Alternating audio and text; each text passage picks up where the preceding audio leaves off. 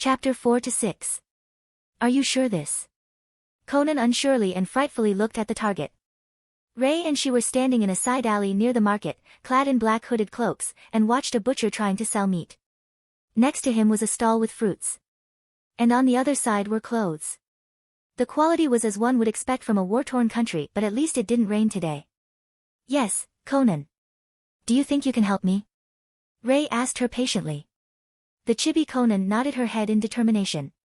Do you remember the plan? Another bout of eager nods and Ray cracked a smile. Then, here we go. He gave her a stack of papers. Conan took it and imbued each piece with her chakra, giving each enough to last the distance between her and the stalls. Nodding at each other, their plan started. Ray focused. His 10 invisible chakra strings stretched towards the stall and connected to various sacks with light things inside. He took a deep breath and signaled Conan to start. Just as the owner of the stall with clothes turned his back on the butcher, Ray made a few good-looking clothes fall into the mud. The clothes merchant quickly twisted his body around and his eyes landed on the now muddy pieces of his wares. They coldly shifted to the only man around. The butcher. As the men loudly shouted at each other, they attracted attention. The fruit stall owner came closer to them, trying to defuse the situation only for his foot to be yanked back by an invisible string as he was coming towards them. The two bickering merchants suddenly found their faces full of mysteriously floating paper, obscuring their vision. They could only hear a loud crashing noise. It was when they finally got the paper from their faces they found. The butcher's stall was toppled over, a lot of meat in the mud. In the middle of it was a disoriented fruit stall owner, still seeing stars while the butcher was glaring at him, seeing red and holding his knife. The clothes stall owner was on the other hand frowning at the butcher, his eyes demanding money for the ruined clothes. People gaped at what happened and started to come closer. Ray among them. He quickly used his chakra strings to get pouches with money. He targeted those away from him and used his height to his advantage. It is hard to notice someone in a crowd who barely reaches your waist after all. If someone noticed his pull, he would throw the pouch upwards. The crowd quickly became crazed as the money started spilling from various pouches and Ray had an easier time pickpocketing. Deciding enough was enough as the people started calming down, he walked towards the alley with a battered-looking sack full of purses. As he was in the alley, Conan sent another flurry of paper into the crowd, straight at their faces. Ray quickly attached chakra strings at unopened sacks of meat and fruit and pulled them to the side alley. He also took 2 bundles of clothes as theirs were already worn out. The crowd was still fighting with the paper storm that mysteriously tried to stay in their faces as the 2 kids were happily hopping home. 11 sacks of rightfully stolen loot, floating behind them on Ray's chakra strings. Their first operation netted them nice new clothes. Conan quickly took it to herself to pick the best pieces for her Ray. She didn't even know when she started to think about Ray as hers, but she knew she liked her friend. She didn't want to steal. But, there was nothing she wouldn't do for Ray. Ray was kind to her. And she promised to become his, right? Both now sported better clothes. Conan was astonished at the stacks of Rio they acquired. Apparently, Ray focused on merchants more and tried to get their purses. Ray stole 50,000 Rio. That was a lot. The best part was the meat and fruit though. They ate their fill in celebration of success and Conan finally, for the first time in years, ate until her stomach was full. Not for once did she regret taking Ray's hand. Ray taught her. Filled her belly. And patted her head. He hugged her good night too. Conan decided she will train hard and protect Ray. Her time on the streets taught her that only the strong survive. She had her reservations but she already stole. Only the strongest can abuse and kill the weaker. Conan decided she will make sure she is strong enough to not be the weaker. No matter who, she will kill anyone trying to harm Ray. Slowly, the resolve in the girl and her goals, dreams, and values started shifting. Her mind became set in its path as it approached the mindset of her older counterpart. The counterpart that let a sweet girl like her become an S-ranked killer. Unknown to Ray, his desire to make the girl into his loyal follower was almost fulfilled. But, not unlike one Hiruzen Sarutobi in the not-so-distant future, he also had no idea that one should not try to manipulate attention-starved children who lived through hell. Not when you are the person who saved them. The results can be unpredictable. Ray had no idea that his friend was becoming a tad bit too fanatical. Even if she could hide it well behind her mask of stoicism. In years to come, he will be grateful as well as annoyed at this change. As for Conan, she will always reminisce fondly on this day while serving tea to Rei. As this was the day, her heart finally found her life goal. Rei suddenly shuddered as a cold chill passed through his spine. His head snapped towards Conan only to find her amber eyes stare at him with a minuscule smile. Relaxing, thinking it was just his imagination, he smiled back at her. "So, Conan-chan. How much did you steal?" he asked her with a playful smirk as the girl went beet red. While Rei was in the crowd, stealing, Conan's small slices of paper were floating in the other part of the crowd, getting to a close proximity with the purses and sharing the chakra in them, imbuing the banknotes with Conan's chakra. She had a lower haul, but she had it nonetheless. "I got a little over 10,000 ryo." Conan meekly offered the stash of banknotes to Rei. "Keep them," Rei told her, making her bewildered. "I am more interested in this." Rei raised an apple with his chakra string. "Can you feel the thread?" Conan looked at him weirdly but shook her head. "And now?" Rei put more chakra into it. The string was still invisible though. He didn't need her to put the answer into words. Her wide eyes were enough. It never came up because his control was always enough to not put so much chakra into them, but now that he consciously raised the output, Conan could clearly feel it. Her eyes raised between the apple and Rei's hand, clearly trying and failing to see something her mind was telling her was there. "You are a chakra sensor." Rei cut the chakra flow and spotted Conan attentively listening to him. "Well, it is not really that surprising. To be able to imbue the paper with your chakra, you would first have to feel it. So, there." Rei chuckled. "I just never made the connection, you know. Until I saw you maneuver the banknotes through the thick crowd without the need for seeing them, that is. Then and there it hit me. You have this talent too. We will have to refine it, Kay?" Conan nodded enthusiastically. Rei knew there was no shinobi around. His second talent, godly nature energy attunement, made him able to feel his surroundings much more. He felt only 2 above civilian levels of chakra in the town. Him and Conan. It was still only the start of the war and barely the first skirmishes started. He had time, but he needed to make Conan into a capable sensor too.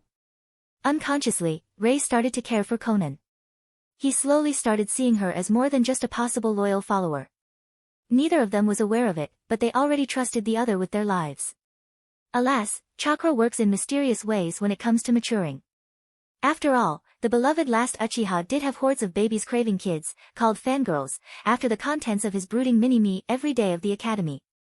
A few months have passed since Rei's and Conan's first thievery. Since then, they repeated it 3 more times, making sure there is almost a month between them, and also did their best to spend some of their money, so they will be seen in the market buying things. Just in case somebody got suspicious. During these months, Rei's and Conan's chakra skyrocketed.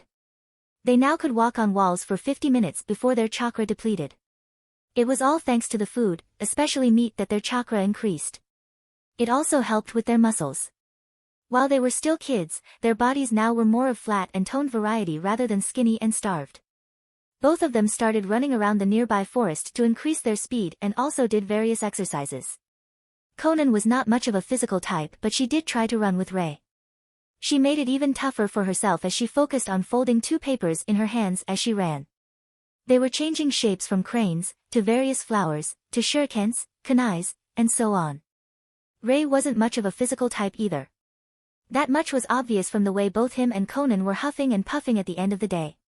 But he was getting better. They were getting better.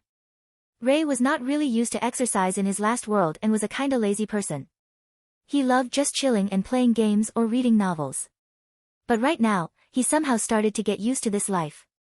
Wake up, kiss Conan's cheek, eat, practice with chakra with Conan in his lap, lunch, exercises, dinner, practice with chakra with Conan in his lap, cuddles with Conan, sleep. Rinse and repeat. What astonished him was Conan.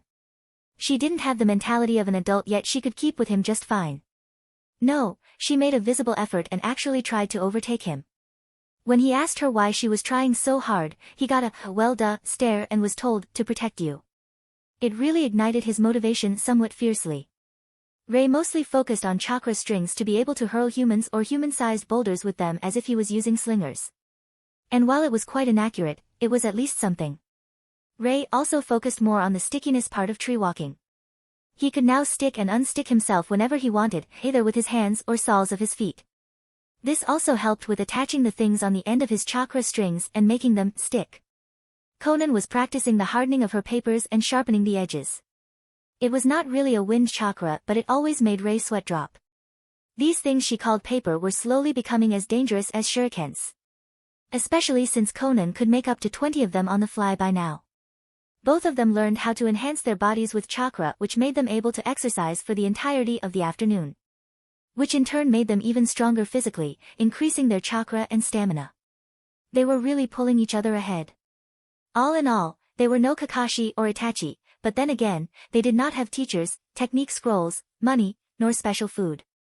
If there is one thing the villages and clans were good for, it was good learning opportunities. Without knowledge of jutsu creation, chakra theory, or at least some jutsu, Rei was not about to try creating his own jutsu. Who knows what could go wrong? For the resources they had, they did good. Rei and Conan were running through the forest when Rei suddenly stopped. His sensory abilities told him there are 3 ninjas nearby. Thankfully, they did not feel special or strong. While they were a lot stronger than both Conan and Rei combined, they were heading straight at them, so. Rei stopped Conan with a gesture and they promptly hid in the foliage. They didn't know how to mask their chakra, but they could disperse it. Meaning, Conan imbued 30% of her chakra into 30 papers and made them hide all around into the nearby trees and bushes. They knew this could momentarily fool sensors because Rei's senses could be fooled too until he focused more in depth. As for Conan, she had no chance of finding out unless she spent minutes in the vicinity. Her chakra sensing was kinda a work in progress. What are we going to do? Conan whispered. We gotta fight. Rei resignedly told her. They are heading straight for us. That's no coincidence. They probably have a chakra sensor. But he should not be a particularly strong sensor. Surprise attack. Conan nodded. Surprise attack.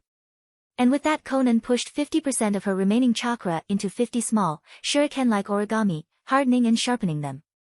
From the bushes, they could see 3 IWA shinobi land exactly where Rei and Conan stood when Rei sensed them. They were looking around warily. Genin Kazubo. Where are the shinobi you told us about? A small annoyed man barked. I don't know Kalabi-sensei. But I do sense something dash. That was as far as the sensornin got when the man called Kalabi jumped away. Conan's shuriken origami instantly flew straight at the 2 genin. They wanted to jump away too, but Rei quickly stuck a chakra string on each of their feet and pulled, making them fall onto the ground. The paper shurikens shredded the poor men. TCH, stupid genin. Kalabi snarled as his eyes started drifting all over the trees and bushes. Rei thought he would not find them, but it seems he underestimated experienced shinobi a bit. He barely managed to lift a rock with his string to block a kunai heading at Conan. He saw Conan freeze as she saw the men she killed, and he did not have time for making her snap back to reality. He had to engage the man. Knowing well he did not have any chance, without cheating he gave a kick to Conan and jumped out of the bush.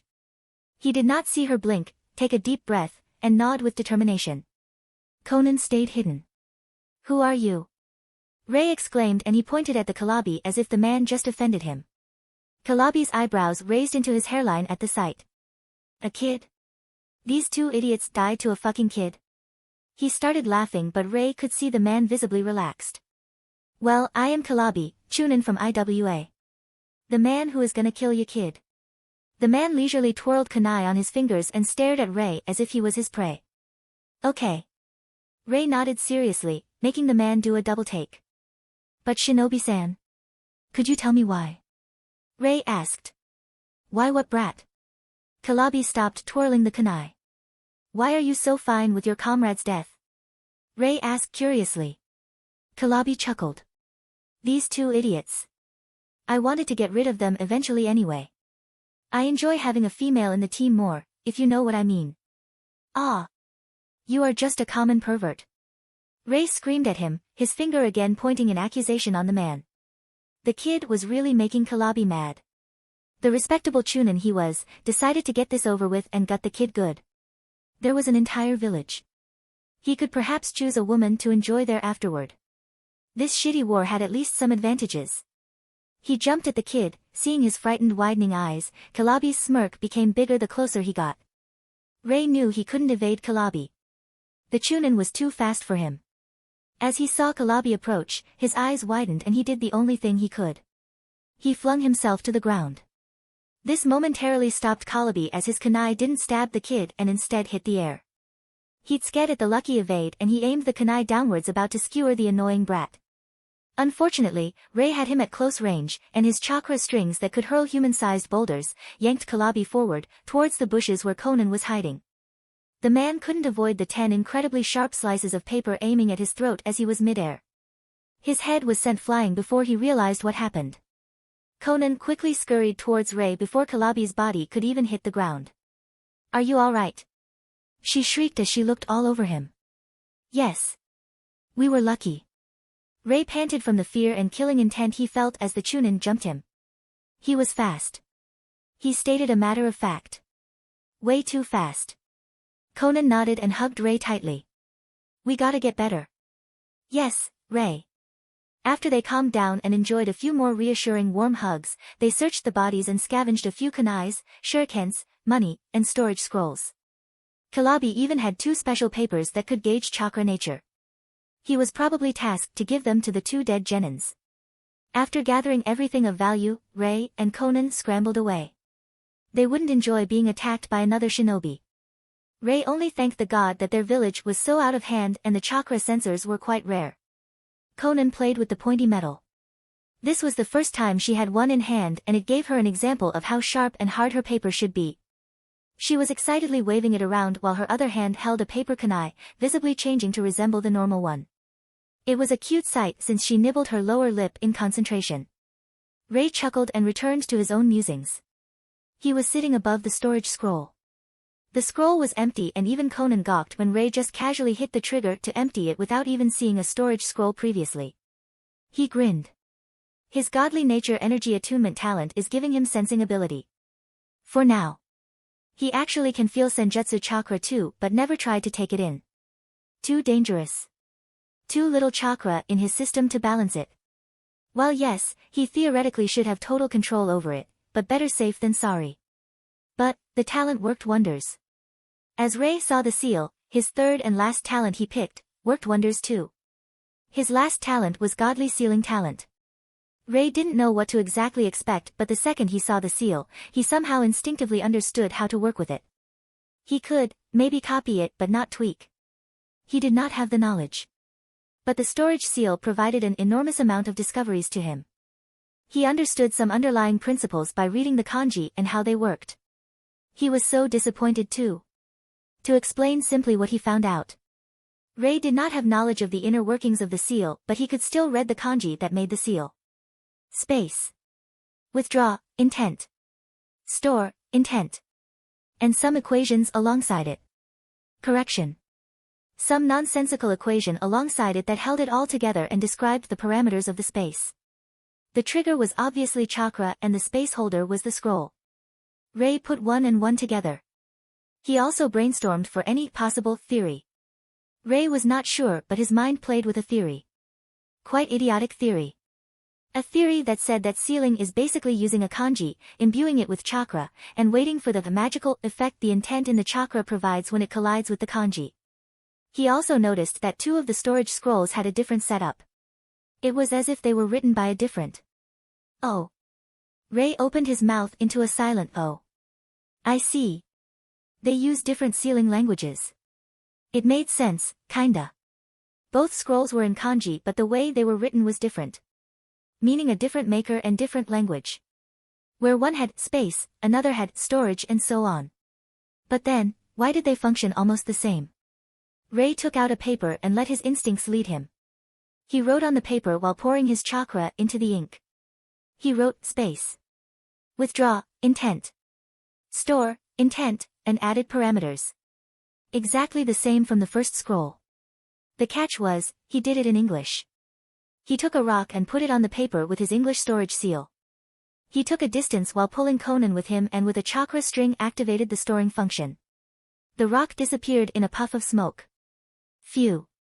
So it works that way too. Neat. I just discovered my own sealing language that this world won't be able to decipher. Rei almost jumped from giddiness as Conan looked at him in confusion. In the end, she just shrugged, sat down, and returned to her origami kunai. Ray then used his chakra string to activate the withdrawal function and imagined the rock. Needless to say, it worked. The problem though was the parameters. Ray groaned and promptly facepalmed. Imagine addition and subtraction in kanji. Now, this scroll was a quite standard one and Ray suspected it was a very simple piece of fuinjutsu. So, subtraction and addition didn't even need to be used as it only needed a definition of the created space. But, what about spatial fuinjutsu? Containment 1. Barriers? Heck. Bijou seals. The shit hits the fan and the seal is as long as an entire fucking scroll. Not to say ineffective as heck since this world was a feudal one. They had some electrical appliances and technology but higher mathematics. Pfft, shinobis were glad when they knew the multiplication table. It just wasn't needed for their job. Ray knew the shinobi probably developed the sealing arts in a way that mathematics were not needed but unless he saw it. He really doubted it would be efficient though. At least these storage scrolls were definitely not. Ray could make one in English and better equations with 1/10 of the space that was needed for the one in kanji. Ray suddenly had a very nasty sinking feeling that Minato Namikaze actually did manage to create a teleportation seal with only addition and subtraction, moreover in kanji, and suddenly he wanted to puke blood. Ray decided to widen their arsenal. He started to experiment. It didn't take a week for him to create a working exploding tag. If it even can be called that since one of Conan's small slices of paper was enough to hold it with a lot of free space. The point was, Ray could not create much of them and certainly not powerful enough. His best shot was only half as strong as the single explosion tag he found on Kalabi. That stuff really needed much more knowledge on seals and Ray was taping into it headfirst without having a book or teacher. It took time. Nevertheless, even if it was only half of the power of the generic shinobi exploding tag, it was enough to cause injuries. With Conan's ability, it was so worth it. To create even one tag capable of hurting somebody would cost him 50% of his chakra reserves.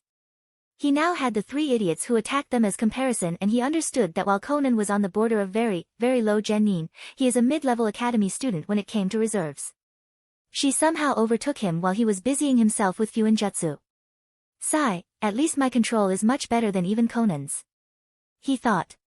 So far, he was capable of creating one small storage seal and exploding tag. He then spent the next few days developing a simple stasis seal. All of his experiments, of course, needed Conan so neither of them made much progress in their own chakra practice but they both knew this could give them the necessary edge to win their fights. The stasis seal was a very helpful thing but they had to tweak, retweak, and then completely overhaul it so many times, even Conan was a bit fed up. The point was if they wanted Conan's paper kunais to keep their chakra sharpened or chakra hardened state while in the storage seal, they had to put them and the chakra affecting them in stasis until they were released. Otherwise, the chakra would run out in the storage scroll and the paper kunai would just turn into, albeit crumpled, still only a normal paper.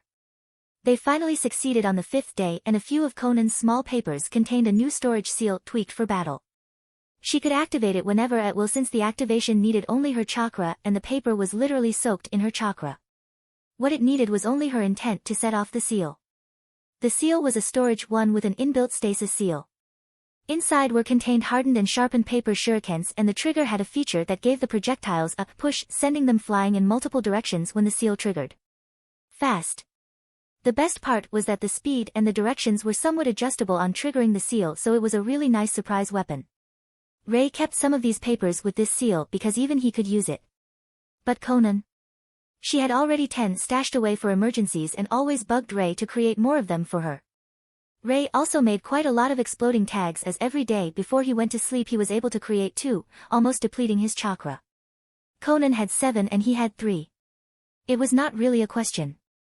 Conan could remotely activate them whenever she was, as long as she could feel them with her sensory ability. She was born to be a carrier for seals, damn it.